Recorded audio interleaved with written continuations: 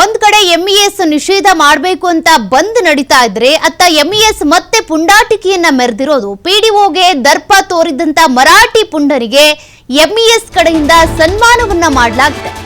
ಮರಾಠಿ ಮಾತನಾಡುವಂತೆ ಪಿಡಿಒಗೆ ದರ್ಪ ತೋರಿದಂತ ಮರಾಠಿ ಪುಂಡರಿಗೆ ಎಂಇಎಸ್ ಸನ್ಮಾನ ಮಾಡುವುದರ ಮೂಲಕ ಮತ್ತಷ್ಟು ಕಿಚ್ಚು ಹೆಚ್ಚಾಗುವ ರೀತಿಯಾಗಿ ನಡ್ಕೊಂಡಿರೋದು. ಈಗ ಕಿಣಯೆ ಗ್ರಾಮದ ತಿಪ್ಪಣ್ಣ ಡೋಕ್ರೆಗೆ ಎಂಇಎಸ್ ನಿಂದ ಸನ್ಮಾನವನ್ನ ಮಾಡಲಾಗಿದೆ. ಪಿಡಿಒಗೆ ಮರಾಠಿ ಮಾತನಾಡುವಂತ ದರ್ಪ ಎಸಗಿದಂತ ಪುಂಡನಿಗೆ ಈ ರೀತಿಯಾಗಿ ಸನ್ಮಾನ ಮಾಡಿರೋದು ಎಂಇಎಸ್ ನವರು. ಜೈಲಿನಿಂದ ಹೊರ ಬರ್ತಾ ಇದ್ದಂತೆ ಸನ್ಮಾನಿಸಿದ್ದಾರೆ ಎಂಇಎಸ್ ಮುಖಂಡ ಶುಭಂ ಶೆಳ್ಕೆ. ಕಿಣಯೆ ಗ್ರಾಮ ಪಂಚಾಯಿತಿ ಪಿಡಿಒ ನಾಗೇಂದ್ರ ಪತ್ತಾರರನ್ನ ನಿಂದಿಸಿದ್ದ ತಿಪ್ಪಣ್ಣ ಡೋಕ್ರೆ ಮರಾಠಿಯಲ್ಲಿ ಮಾತನಾಡುವಂತೇಳಿ ದರ್ಪ ತೋರಿದ್ದ. ಆತನಿಗೆನೆ ಜೈಲಿಂದ ಬಿಡುಗಡೆ ಆಗ್ತಾ ಇದ್ದಂತೆ ಈಗ ಸನ್ಮಾನ ಮಾಡಿರೋದು ಎಂಇಎಸ್ ಶಂಭು ಶೆಳ್ಕೆ. ಕರ್ತವ್ಯಕ್ಕೆ ಅಡ್ಡಿಪಡಿಸಿದ ಆರೋಪದ ಮೇಲೆ ತಿಪ್ಪಣ್ಣನನ್ನ ಬಂಧಿಸಿದ್ರು ಪೊಲೀಸರು. ಹಿಂಡಲಗಾಯಿ ಜೈಲಿನಿಂದ ಹೊರಬರ್ತಾ ಇದ್ದಂತೆ ಈಗ ತಿಪ್ಪಣ್ಣ ಡೋಕ್ರೆಗೆ ಸನ್ಮಾನ ಮಾಡೋದ್ರ ಮೂಲಕ ಮತ್ತಷ್ಟು ಕನ್ನಡಿಗರು ಮಾಡ್ತಾ ಇರುವಂತ ಪ್ರತಿಭಟನೆಗೆ ಕಿಚ್ಚು ಹತ್ತಿಸುವಂತ ಕೆಲಸವನ್ನ, ಕರ್ನಾಟಕ ಬಂದ್ಗೆ ಮತ್ತಷ್ಟು ಕಿಚ್ಚು ಕೊಡುವಂತ ಕೆಲಸವನ್ನ ಮಾಡಿರೋದು ಎಂಇಎಸ್ ನ मुखंड शंभू शेळके.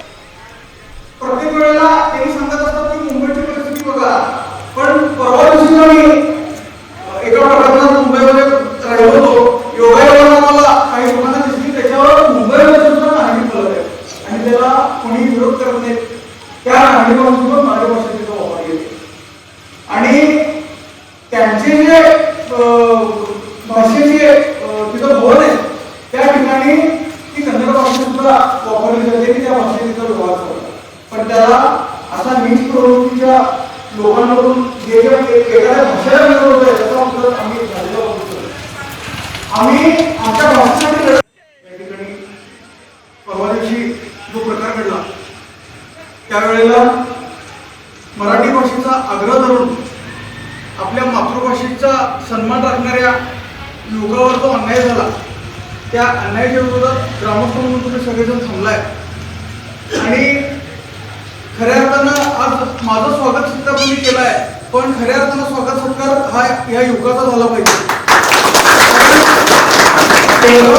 भागात मराठी भाषिकांवर होत असलेला अन्याय, मराठी भाषा संपवण्याचा जो भाग त्या ठिकाणी या प्रशासनाकडून राबवला जात आहे आणि लाल मराठ्यांना खंपणी त्यांना हजारी सगळं काम चालू होताना आपल्या मराठी भाषेसाठी म्हणणाऱ्यांची संख्या खऱ्या अर्थानं थोडं येते आणि म्हणजे केलं त्याबद्दल खऱ्या अर्थानं कौतुक करतो.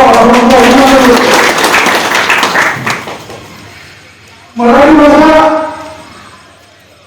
भाषेला हजारो वर्षाचा इतिहास आहे आणि आपल्या भारत देशामध्ये दर 50 किलोमीटरच्या अंतरानंतर आपली बोलीभाषा बदलत जाते आणि प्रत्येकाला आपल्या बोलीभाषेत जगण्याचा जगण्याचा अधिकार या भारताच्या संविधानाने दिलेला आहे आणि तो मूलभूत अधिकार हिरावून घेण्याचं काम हे कर्नाटक सरकार करत आहे.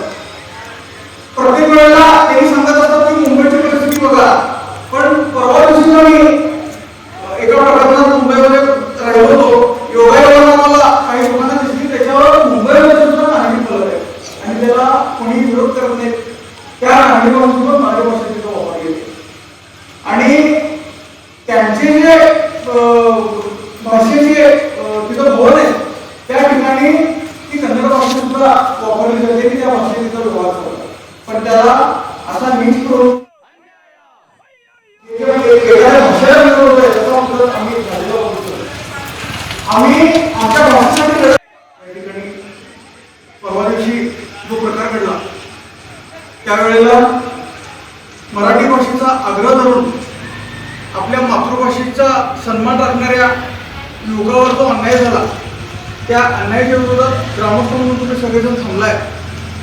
आणि खऱ्या अर्थानं आज माझं स्वागत सुद्धा तुम्ही केलंय, पण खऱ्या अर्थानं स्वागत सत्कार हा या युवकाचा झाला पाहिजे. भागात मराठी भाषिकांवर होत असलेला अन्याय, मराठी भाषा संपवण्याचा जो भाग त्या ठिकाणी या प्रशासनाकडून राबवला जात आहे आणि लाल मराठ्यांना खंपणी त्यांना हजारी सगळं काम चालू होताना आपल्या मराठी भाषेसाठी म्हणणाऱ्यांची संख्या खऱ्या अर्थानं थोडं येते आणि म्हणजे केलं त्याबद्दल खऱ्या अर्थानं कौतुक करतो. मराठी भाषेला हजारो वर्षाचा इतिहास आहे आणि आपल्या भारत देशामध्ये जर 50 किलोमीटर आपली बोलीभाषा ಮತ್ತಷ್ಟು ಡೀಟೇಲ್ಸ್ ಕೊಡ್ತಾರೆ ಪ್ರತಿನಿಧಿ ಶ್ರೀಧರ್ ಲೈವ್ ಅಲ್ಲಿ ಜಾಯ್ನ್ ಆಗ್ತಿದ್ದಾರೆ. ಶ್ರೀಧರ್, ಒಂದ್ ಕಡೆ ಈಗ ಅಖಂಡ ಕರ್ನಾಟಕಕ್ಕೆ ಕರೆ ಕೊಡೋದ್ರ ಮೂಲಕ ಬಂದ್ ಮಾಡ್ತಾ ಇದ್ರೆ, ಮತ್ತೊಂದ್ ಕಡೆ ಎಂಇಎಸ್ ಪುಂಡನಿಗೆ ಸನ್ಮಾನ ಮಾಡೋದ್ರ ಮೂಲಕ ಶಂಭು ಶೆಳ್ಕೆ ಈ ರೀತಿಯಾಗಿ ಒಂದ್ ರೀತಿ ದರ್ಪದ ವರ್ತನೆ ತೋರಿರೋದು. ಕರ್ನಾಟಕ ಬಂದ್ ನಡೀತಾ ಇದೆ, ಈಗಾಗಲೇ ಹೋರಾಟಗಳು ಪ್ರತಿಭಟನೆಗಳು ನಡೀತಾ ಇದೆ. ಇದರ ಬೆನ್ನಲ್ಲೇ ಇದಕ್ಕೆ ಮತ್ತಷ್ಟು ತುಪ್ಪ ಸುರಿಯುವಂತ ಕೆಲಸವನ್ನ ಶಂಭು ಶೆಳ್ಕೆ ಮಾಡಿರೋದು ಎಷ್ಟು ಸರಿ ಅಂತ, ಜೈಲಿಂದ ಬಿಡುಗಡೆ ಆಗ್ತಾ ಇದ್ದಂತೆ ಅವ್ರನ್ನ ಕರೆಸಿ ಕೂರ್ಸಿ ಮೈಕ್ ಕೊಟ್ಟು ಶಾಲಾಕಿ ಅವ್ರಿಗೆ ಸನ್ಮಾನ ಮಾಡೋದೇನು, ಇದೆಲ್ಲವೂ ಎಷ್ಟು ಸರಿ ಅಂತ, ಈ ಬೆಳವಣಿಗೆಗಳು ಯಾವ ರೀತಿಯಾಗಿ ಇಂಪ್ಯಾಕ್ಟ್ ಆಗುತ್ತೆ ಕರ್ನಾಟಕ ಬಂದ ಮೇಲೆ?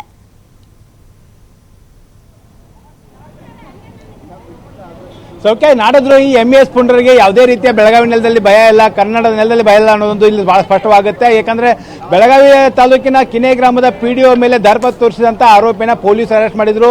ಆರೋಪಿಯಾದಂಥ ತಿಪ್ಪನನ್ನ ಅರೆಸ್ಟ್ ಮಾಡಿ ಇನ್ನೊಂದು ಜೈಲಿಗೆ ಕಳಿಸಿಕೊಡಲಾಗಿತ್ತು. ಆತ ಈಗ ಜಾಮೀನು ಮೇಲೆಗೆ ಜೈಲಿನಿಂದ ಹೊರಬಂದಂತ ಏನು ಎಂಇಎಸ್ ನ ಆ ಒಂದು ದರ್ಪ ತೋರಿಸಿದಂತ ಪುಂಡ ಏನಿದೆ, ಪುಂಡನಿಗೆ ಈಗ ಎಂಇಎಸ್ ಪುಂಡರಾದಂತ ಏನು ಮುಖಂಡರಾದ ಶುಭಾಂ ಶೆಳ್ಕೆ ನೇತೃತ್ವದ ಕಾರ್ಯಕರ್ತರು ಹೋಗಿ ಆತನ ಮನೆಗೆ ಹೋಗಿ ಆತ ಸನ್ಮಾನ ಮಾಡಿರ್ತಕ್ಕಂಥದ್ದು. ಇದು ಯಾವ ರೀತಿ ಎಂಇಎಸ್ ನ ಗುಂಡಾಗಿರಿ ಮತ್ತು ಯಾವ ರೀತಿ ಒಂದು ಕನ್ನಡಿಗರ ಮೇಲೆ ದರ್ಪ ತೋರಿಸಿದಂತವ್ರಿಗೆ ಸನ್ಮಾನ ಮಾಡುವ ಮೂಲಕ ಅವರಿಗೆ ಕುಮ್ಮಕ್ಕು ಕೊಡ್ತಾ ಇದೆ ಅನ್ನೋದು ಬಹಳ ಸ್ಪಷ್ಟ ಗೊತ್ತಾಗುತ್ತೆ.